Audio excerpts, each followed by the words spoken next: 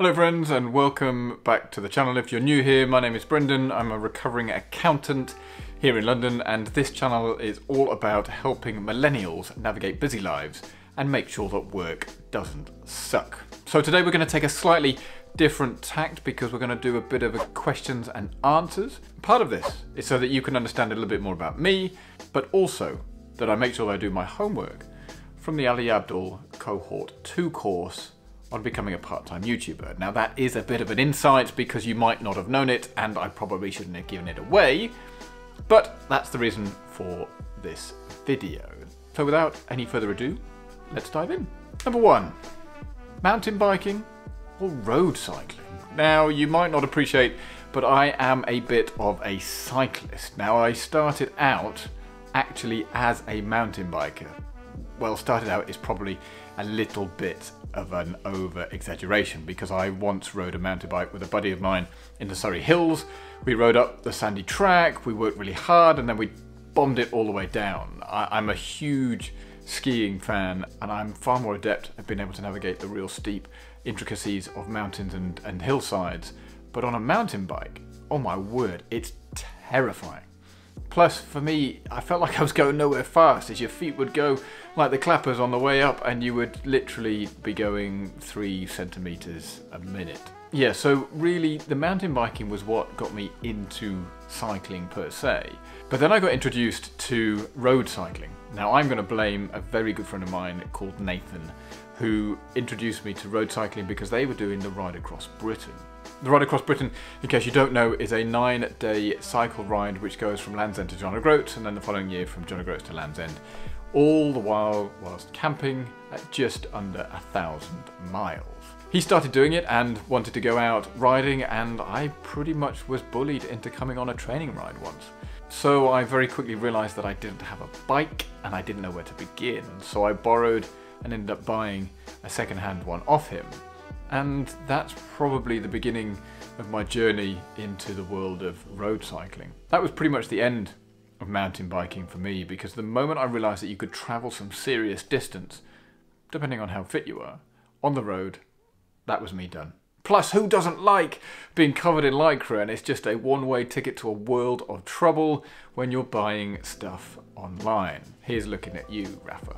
Yes, you, Rafa, you've taken far too much of my money over the years. So looking at it over the last few years, I've done far more road cycling than mountain biking, and that's probably where my allegiances lie. I do love a bit of a challenge, and I've ridden across the country. I've done coast to coast.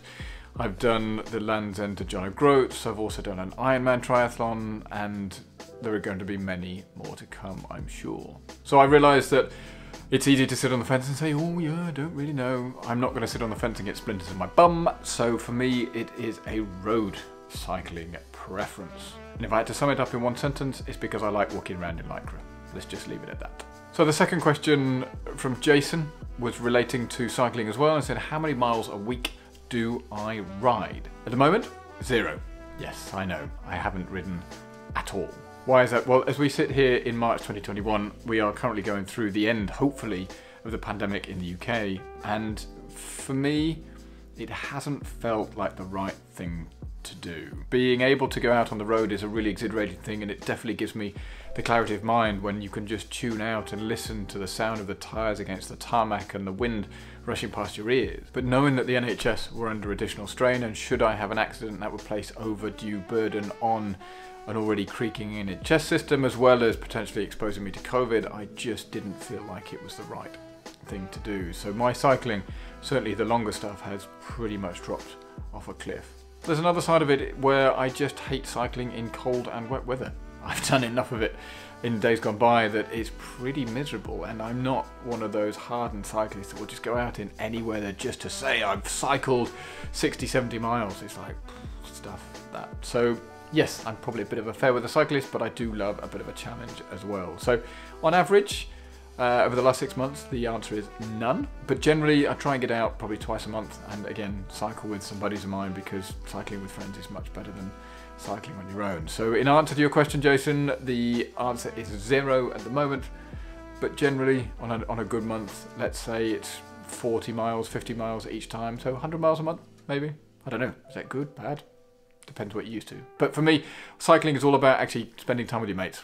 It's a really good excuse to spend some really good time working hard, but also not being able to get away from each other and just catch up and talk nonsense. Now, we as men are really not very good at talking about our feelings at the best of times, but I've had some of the best conversations with my friends on the bike. So for me, it's been a real godsend and really looking forward to getting back on the road soon.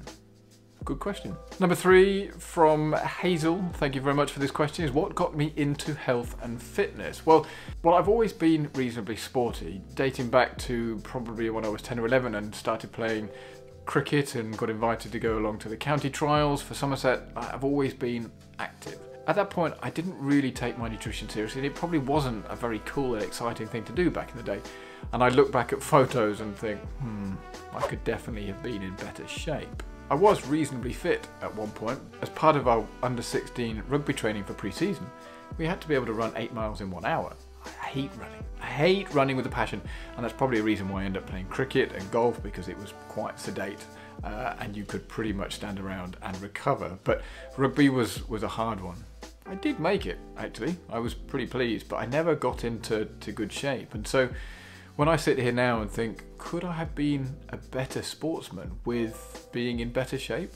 I don't know. The answer is probably yes. I mean, I was fortunate enough to play county cricket and county hockey and miss county rugby because I slipped a disc in the back of my neck, so I never got the chance to do it. But could I have prolonged or improved my sporting career? Probably. What got me into taking my health and fitness seriously? I think it was a trigger with my brother. He ended up having bowel cancer about 4 or 5 years ago, and there was a very real possibility that he might not be around. He's 5 years younger than I am and has a young family, and really it puts everything into perspective. If you think you are reasonably fit and healthy, but it can attack any one of us, then it does begin to question the mind. So for me, I'm always interested in finding out what I'm capable of, and that's why I started the Ride Across Britons and the Ironmans and so forth. But there's no point doing all these events if you don't take your health and fitness seriously. So they say that in triathlon, nutrition is the 4th element, and I would agree with you. If I cast my mind back to when I did the Miami half Ironman, I didn't give it the due care and attention that it deserved. I knew that I could cycle a reasonable distance. I trained swimming. I'm not a great swimmer, but you know, I did enough to be able to get through. And I knew I could run a half marathon. But to be honest, the triathlon in Miami, the 70.3, it kicked my ass. It was so tough. Let me tell you the story. So I rocked up there and I knew that I could swim, but I had never done a proper long distance triathlon before. So I turned up in a pair of basically triathlon shorts. Looked across the pier where everybody else is, because you were sitting in the pier that around the harbour for Miami. Everybody else is in full-on tri-suits.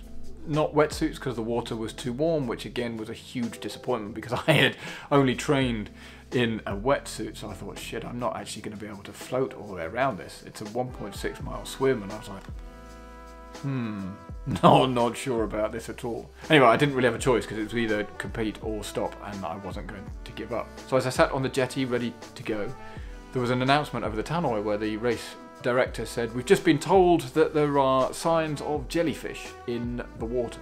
I'm sorry, what? Jellyfish? Now, at this point, I don't know whether I'm allergic to jellyfish, and I wasn't really keen to find out, but I also wasn't going to quit. So as the whistle went and my wave started, I dived in, goggles on, started swimming, and it was a pretty unpleasant experience. You're going along and you're trying to get into your rhythm and you're being swum over and somebody's kicking you in the face and you're trying not to swallow the water and you've got the sun beaming down.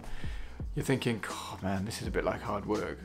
And then literally I just put my hand into this really gelatinous and horrible feeling, and that was a jellyfish. It was like, all of a sudden you lift your head up and you spit out all this water and you're trying to kick and make sure that you don't drown, and it is just horrible. After composing myself and seeing everybody else swim past, I managed to put my head back in the water and carry on going and just kind of ignore that. But as I got out the water, I could see all the way up my arms and across my body because I didn't have a shirt on. Then I was stung to buggery. As we ran up the ramp, as we came out the water, they were actually spraying us with aloe vera.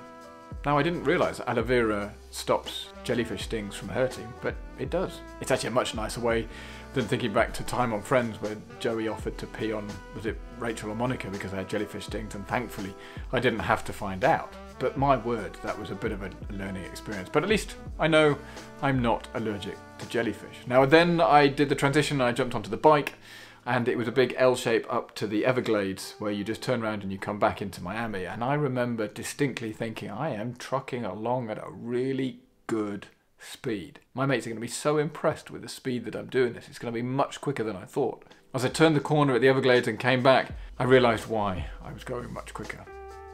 The wall of wind that hit me was brutal. All of a sudden, my speedometer just went fell off a cliff, and the next hour and a half was just brutal. Every pedal stroke just sent a wave of pain through the body as the legs had a bit of fatigue in them. The arms were gripping onto the handlebars as I was trying to keep the momentum going, and it was just a really painful experience. Funnily enough, I ended up being a bit slower than I was expecting, and that will teach me to be cocky on the way out. As I pulled into the transition, I thought that was a good time to take an energy gel, because you know when you're about to run a half marathon you should probably have some nutrition. Again, that was the worst thing I could have done. Immediately it just sat in the stomach and I began to feel a bit queasy. It's also worth saying at this point it was probably about 1 o'clock in the afternoon, or maybe even midday, but at least the sun was right overhead, and as you can probably tell by the colour of my skin, I'm not massively built to be in the direct sunlight. So as I set out on the half marathon trail, which is pretty much 2-loop route where you go over the bridge, round one of the islands and then back again, it was horrendous.